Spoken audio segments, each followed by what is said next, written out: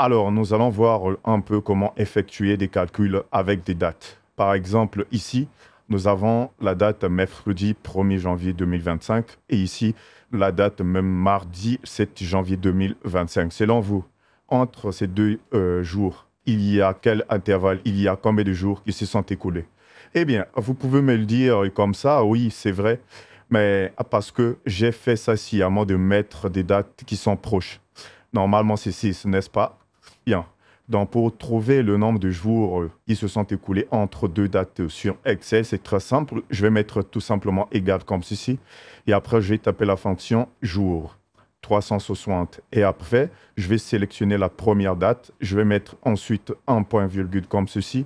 Et ensuite, je vais sélectionner la deuxième date. Je ferme la parenthèse et je clique sur Entrée. Voilà. Donc là, il m'affiche 6 jours. 6 jours se sont écoulés entre les deux dates. Maintenant, ici, essayons un peu, par exemple,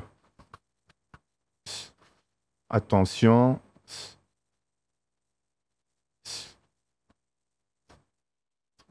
essayons un peu d'échanger, par exemple, l'une des dates. Par exemple, ici, je vais venir, au lieu de mettre le 7 janvier, je vais mettre, par exemple, le 30. Et automatiquement, ici, le nombre de jours qui se sont écoulés a changé, n'est-ce pas?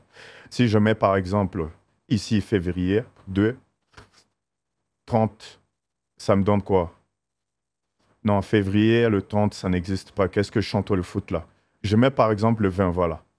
Alors, donc, ici, ça me donne quoi? Ça me donne 49 jours qui se sont écoulés. Alors, peut-être que jusqu'à présent, vous ne maîtrisez pas encore comment fonctionnent les dates. Aujourd'hui, donc, je vous montre comment ça fonctionne.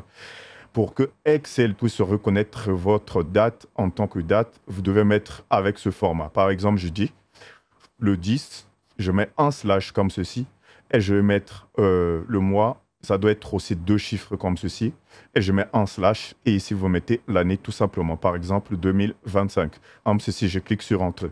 Et automatiquement, c'est reconnu comme date, comme vous pouvez le voir. Là, j'ai la possibilité de modifier le format en venant ici sur Format, je clique droit, je viens sur Format de cellule, et après, vous voyez, il a reconnu ça comme date. Il me propose même d'autres formats de date.